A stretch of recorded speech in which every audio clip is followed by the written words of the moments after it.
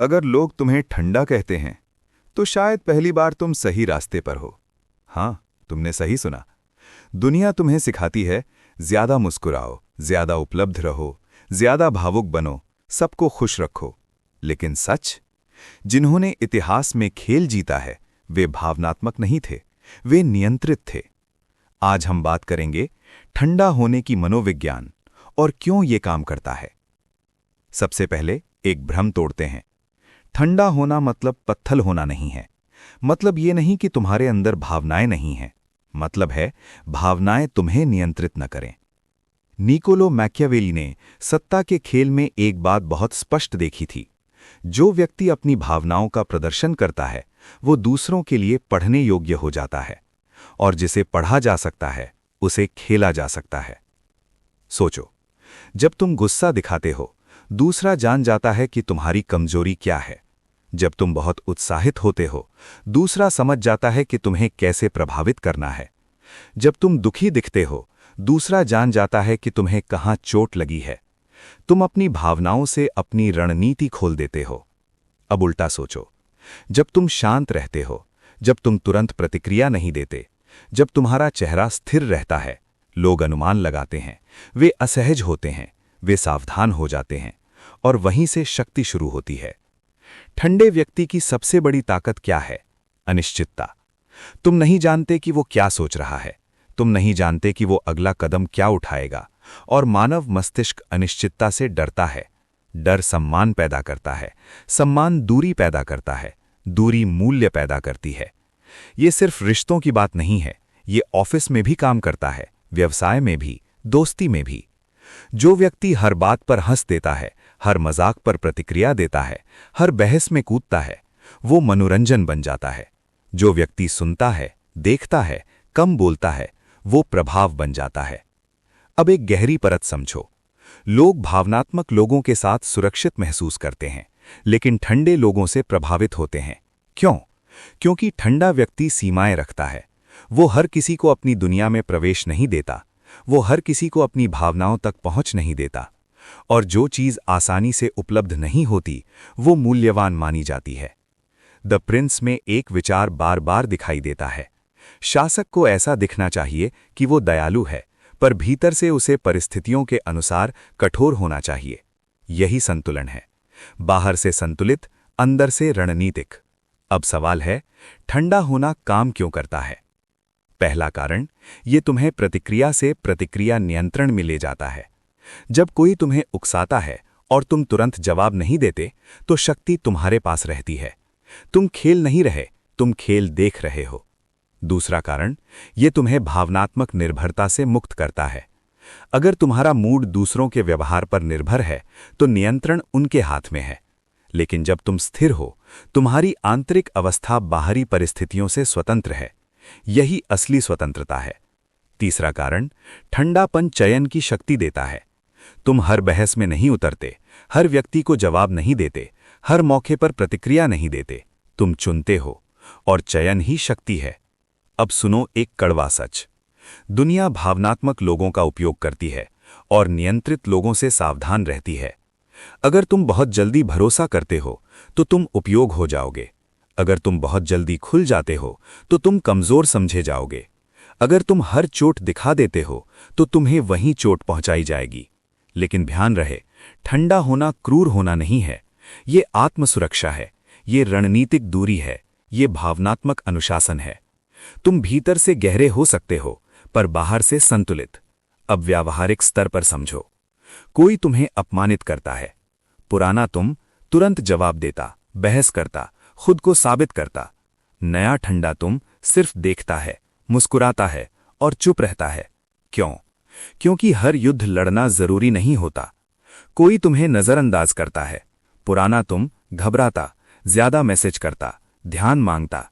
ठंडा तुम पीछे हटता है, अपना ध्यान वापस ले लेता है, और अचानक दूसरा व्यक्ति असहज हो जाता है, क्योंकि अब नियंत्रण उसके हाथ में नहीं रहा। ये मनोविज्ञान सरल है। जिसे प्रतिक्रिया चाहिए उसे प्रतिक्रिया मत दो। जिसे तुम्हारी भावनाएं चाहिए उसे स्थिर चेहरा दिखाओ। जिसे तुम्हारा ध्यान चाहिए उसे तुम्हारी अनुपस्थिति महसूस होने दो। धीरे धीरे लोग तुम्हें अलग तरह से देखने लगते हैं। वे तुम्हें रहस्यमयी कहते हैं, वे तुम्हें गंभीर कहते हैं, कुछ लोग तुम्हें अहंकारी भी कहेंगे, लेकिन वही लोग तुम्हें हल्के में लेना बंद कर देंगे। ठंडापन काम करता है क्योंकि ये तुम्हारी ऊर्जा बचाता है। तुम हर नाटक में शामिल नहीं होते, हर गॉसिप में नहीं घुसते, हर भावनात्मक तूफान में नहीं फंसते। तुम बाहर से स्थिर रहते हो और अंदर से विश्लेषण करते हो। अब सबसे गहरी बात सुनो। जब तुम ठंडे होते हो तो तुम खुद को देखने लगते हो। तुम्हें अपनी भावनाओं का निरीक्षण करना आता है। तुम्हें समझ आता है कि कौन सा ट्रिगर तुम्हें हिलाता है। और जब तुम अपने ट्रिगर पहचान लेते हो तो दुनिया तुम्हें हिला नहीं पाती। लोग कहते हैं दिल से जियो। मैं कहता हूं दिल रखो पर दिमाग से चलो। दिल तुम्हें जोड़ता है, दिमाग तुम्हें बचाता है।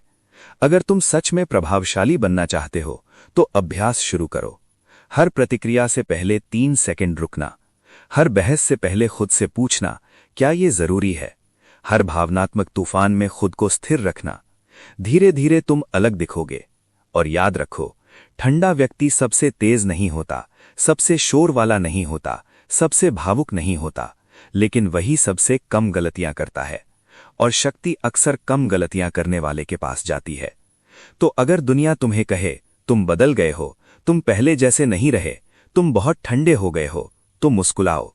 क्योंकि शायद पहली बार तुम भावनाओं के गुलाम नहीं रहे, तुम उनके मालिक बन गए। और जिस दिन तुम अपनी भावनाओं के मालिक बन जाते हो, उसी दिन से दुनिया तुम्हें नियंत्रित करना बंद कर देती है। ठंडे बनो, क्रूर नहीं। रणनीतिक बनो, प्रतिक्रियाशील नहीं। और देखो कैसे लोग तुम्हें समझने की कोशिश में खुद उलझ जाते हैं। यही है ठंडे होने की मनोविज्ञान, और यही कारण है कि ये काम करता है। सबसे पहले एक गहरी सच्चाई समझो। दुनिया भावनाओं पर चलती है, लेकिन शक्ति भावनाओं के ऊपर चलती है। निकोलो मैकियावेली ने सत्ता को भावनाओं से अलग करके देखा। उन्होंने समझा लोग भावुक होते हैं, इसलिए उन्हें प्रभावित किया जा सकता है, लेकिन जो व्यक्ति खुद भावनात्मक जाल में फंस जाए, वो दूसरों को कैसे नियंत्रित करेगा? अब सोचो, जब कोई तुम्हें उकसाता है, वो क्या चाहता है? तुम्हारी प्रतिक्रिया। क्योंकि प्रतिक्रिया का मतलब है कि तुमने उसे अपने अंदर जगह दे दी। ठंडा व्यक्ति यही जगह नहीं देता। वो सुनता है, समझता है और निर्णय लेता है कि क्या ये मेरी ऊर्जा के लायक है। यहां से शुरू होता है असली खेल। ठंडा व्यक्ति भावनाओं को दबाता नहीं, वो उन्हें पढ़ता है। गुस्सा आया, वो खुद से पूछता है, मुझे गुस्सा क्यों आया? जलन हुई, वो पूछता है, मैं किससे खतरा महसूस कर रहा हूं? डर लगा, वो पूछता है, मेरी असली कमजोरी क्या है? यही आत्मनिरीक्षण उसे मजबूत बनाता है। द प्रिंस में एक विचार बार बार दिखाई देता है। लोगों को वैसा दिखाओ जैसा वे देखना चाहते हैं, पर भीतर से अपनी गणना खुद करो। ठंडा व्यक्ति यही करता है। वो बाहर से संयमित है, अंदर से विश्लेषक। अब रिश्तों की बात करते हैं।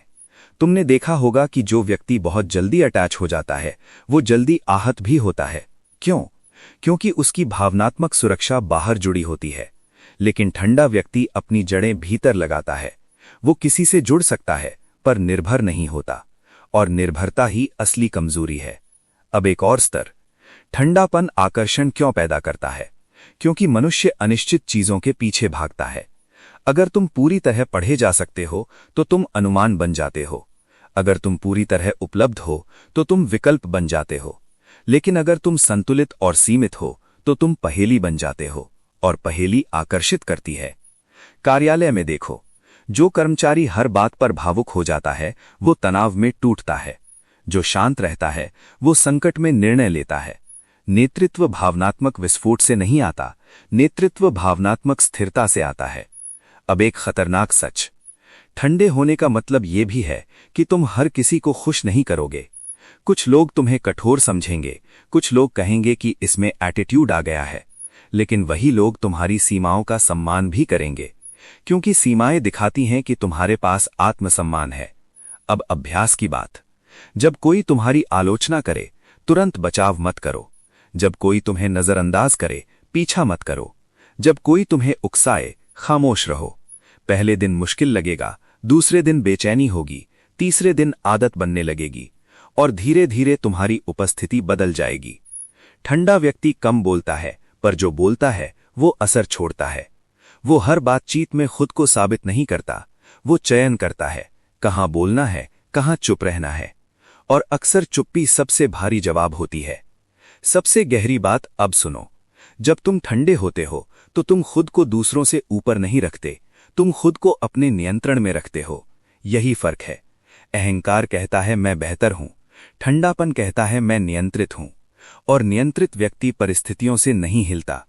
अगर तुम ये मानसिकता विकसित कर लेते हो तो लोग तुम्हें पढ़ने की कोशिश करेंगे। वे तुम्हारी प्रतिक्रिया तलाश करेंगे, तुम्हारी कमजोरी खोजेंगे, और जब उन्हें कुछ नहीं मिलेगा वे सावधान हो जाएंगे। सावधानी से सम्मान जन्म लेता है।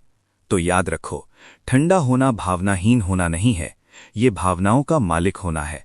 ये प्रतिक्रिया रोकने की क्षमता है, ये खुद को देखने की क्षमता है, ये अपने अंदर की उथल पुथल को दुनिया के सामने न परोसने की कला है। अगर तुम ये सीख गए तो तुम सिर्फ शांत नहीं दिखोगे, तुम प्रभावशाली दिखोगे, तुम स्थिर दिखोगे, तुम खतरनाक दिखोगे। इस अर्थ में कि तुम्हें हिलाना आसान नहीं होगा, और इस दुनिया में जिसे हिलाना मुश्किल हो उसे हराना और भी मुश्किल होता है। यही है ठंडे होने की दूसरी परत, और खेल अभी बाकी है। अगर तुम यहां तक पहुंचे हो तो अब सबसे खतरनाक सच सुनने के लिए तैयार हो। ठंडा होना सिर्फ रणनीति नहीं है, ये पहचान है। ये वो अवस्था है जहां तुम भावनाओं के मालिक हो, गुलाम नहीं। अब तीसरी परत समझो। दुनिया तुम्हें परखती है, लोग तुम्हारी सीमाएं जांचेंगे।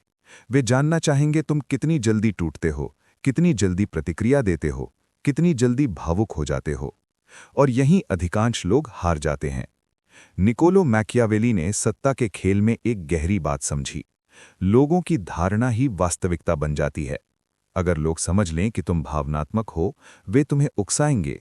अगर लोग समझ लें कि तुम स्थिर हो, वे सावधान रहेंगे। धारणा ही शक्ति है। अब सबसे बड़ा हथियार समझो, भावनात्मक दूरी। इसका मतलब ये नहीं कि तुम किसी से जुड़ो मत, मतलब यह है कि तुम खुद को खो मत। तुम किसी से प्रेम कर सकते हो, दोस्ती कर सकते हो, साझेदारी कर सकते हो, पर अगर दूसरा व्यक्ति चला जाए तुम बिखर न जाओ। जो खुद को खो देता है वो नियंत्रण खो देता है। ठंडा व्यक्ति संबंधों में भी स्वतंत्र रहता है। वो अटैच हो सकता है पर निर्भर नहीं। और निर्भरता ही वो बिंदु है जहां से मैनिपुलेशन शुरू होता है। अब असली खेल। जब तुम ठंडे होते हो तुम सुनते ज्यादा हो, बोलते कम। और जो ज्यादा सुनता है वो ज्यादा जानता है, जो ज्यादा जानता है वो ज्यादा नियंत्रित करता है। ठंडापन तुम्हें पर्यवेक्षक बनाता है। तुम कमरे में मौजूद हर व्यक्ति की ऊर्जा, असुरक्षा, महत्वाकांक्षा पढ़ सकते हो, क्योंकि तुम अपनी भावनाओं के शोर में नहीं फंसे हो। अब एक और खतरनाक सच। दुनिया में दो तरह के लोग होते हैं, प्रतिक्रियाशील और रणनीतिक। प्रतिक्रियाशील लोग पल में जीते हैं, रणनीतिक लोग परिणाम में। ठंडापन तुम्हें परिणाम केंद्रित बनाता है। तुम सोचते हो ये प्रतिक्रिया मुझे 5 कदम आगे ले जाएगी या पीछे। अगर पीछे ले जाएगी तुम चुप रहते हो, और यही चुप्पी कई युद्ध जीत लेती है। द प्रिंस में बार बार एक बात उभरती है, नेता को अपनी छवि नियंत्रित करनी चाहिए। ठंडापन तुम्हें छवि नियंत्रित करने देता है। तुम तय करते हो कब मुस्कुराना है, कब सख्त दिखना है, कब मौन रहना है। तुम परिस्थिति के गुलाम नहीं, तुम परिस्थिति के अभिनेता हो। अब सबसे गहरी बात समझो। जब तुम ठंडे होते हो तुम्हारे निर्णय भावनाओं से नहीं, मूल्य से आते हैं। तुम ये नहीं सोचते कि मुझे कैसा लग रहा है, तुम सोचते हो मेरे लिए क्या सही है। यही परिपक्वता है। हाँ, इसके नुकसान भी हैं। कुछ लोग तुम्हें गलत समझेंगे, कुछ कहेंगे तुम दूर हो गए हो, कुछ कहेंगे तुम बदल गए हो। पर याद रखो, विकास हमेशा गलत समझा जाता है, और जो हर किसी को खुश करने में लगा रहता है वो कभी शक्तिशाली नहीं बनता। अब अंतिम स्तर। ठंडापन तब पूर्ण होता है जब तुम भीतर से शांत हो।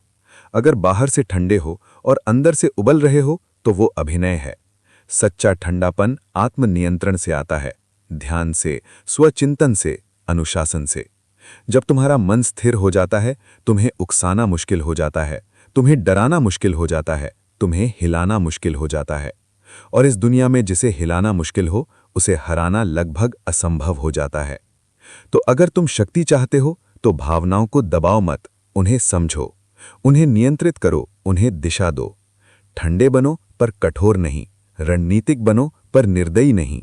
और याद रखो, जब तुम अपनी भावनाओं के मालिक बन जाते हो तो दुनिया तुम्हें नियंत्रित करना बंद कर देती है। यही है ठंडे होने की अंतिम मनोविज्ञान, और यही कारण है कि ये काम करता है। अगर तुम यहां तक पहुंचे हो तो अब आखिरी दरवाजा खुलने वाला है। यहां से आगे ठंडा होना सिर्फ रणनीति नहीं, जीवन का ढांचा बन जाता है। अब अंतिम सच सुनो, ठंडापन तुम्हें शक्ति देता है, लेकिन अगर संतुलन न हो तो वही ठंडापन तुम्हें अकेला भी कर सकता है। इसलिए अंतिम पाठ है संतुलित ठंडापन। निकोलो मैकियावेली ने कभी ये नहीं कहा कि इंसान पत्थर बन जाए। उन्होंने कहा, भावनाओं से संचालित मत हो, पर परिस्थितियों को समझकर प्रतिक्रिया दो। यही अंतर है। भावनाहीन बनना कमजोरी है, भावनाओं का मास्टर बनना शक्ति है। अब समझो अंतिम स्तर। जब तुम सच में ठंडे हो जाते हो, तुम्हें साबित करने की जरूरत नहीं रहती। तुम बहस नहीं करते, तुम पीछा नहीं करते, तुम मनुहार नहीं करते। तुम्हारी ऊर्जा शांत होती है, पर प्रभाव भारी। लोग तुम्हें पढ़ नहीं पाते, और जो पढ़ नहीं पाता वो नियंत्रित नहीं कर पाता। लेकिन याद रखो, ठंडापन दूसरों को हराने के लिए नहीं है, ये खुद को बचाने के लिए है। ये तुम्हें भावनात्मक शोर से दूर रखता है, ये तुम्हें निर्णयों में स्पष्ट रखता है, ये तुम्हें आत्मसम्मान देता है। द प्रिंस की सबसे बड़ी सीख क्या थी? परिस्थिति बदलती है, लोग बदलते हैं, सत्ता बदलती है। जो अनुकूल नहीं होता वो गिर जाता है। इसलिए अंतिम नियम है, ठंडे रहो पर लचीले रहो। जहां दया जरूरी हो, दया दिखाओ। जहां कठोरता जरूरी हो, कठोर बनो। जहां मौन जरूरी हो, मौन रहो। पर हर बार चुनाव तुम्हारा हो। अब खुद से एक सवाल पूछो, क्या तुम अभी भी दूसरों की प्रतिक्रियाओं से हिल जाते हो? क्या एक मैसेज तुम्हारा मूड बदल देता है? क्या एक क्रिटिसिज्म तुम्हें अंदर तक तोड़ देती है? अगर हां, तो अभी काम बाकी है। लेकिन अगर तुम धीरे धीरे स्थिर हो रहे हो, अगर तुम प्रतिक्रिया देने से पहले सोचते हो, अगर तुम हर भावनात्मक तूफान में शांत रह पाते हो, तो समझ लो तुम बदल रहे हो। अंतिम सच्चाई ये है, दुनिया भावनात्मक लोगों से भरी है, इसलिए स्थिर लोग अलग दिखते हैं, और अलग दिखने वाला ही प्रभाव डालता है। तो याद रखो, ठंडे बनो पर निर्दयी मत बनो, रणनीतिक बनो पर क्रूर मत बनो, दूर रहो पर अपने मूल्य से जुड़े रहो। जिस दिन तुम अपनी भावनाओं के मालिक बन जाओगे, उस दिन लोग तुम्हें उकसाने की कोशिश छोड़ देंगे। वे तुम्हें परखेंगे नहीं, वे तुम्हें हल्के में नहीं लेंगे, क्योंकि उन्हें पता होगा तुम हिलते नहीं।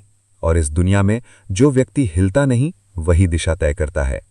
यही है ठंडे होने की अंतिम शक्ति। अब चुनाव तुम्हारा है, भावनाओं के गुलाम रहोगे या उनके मालिक बनोगे।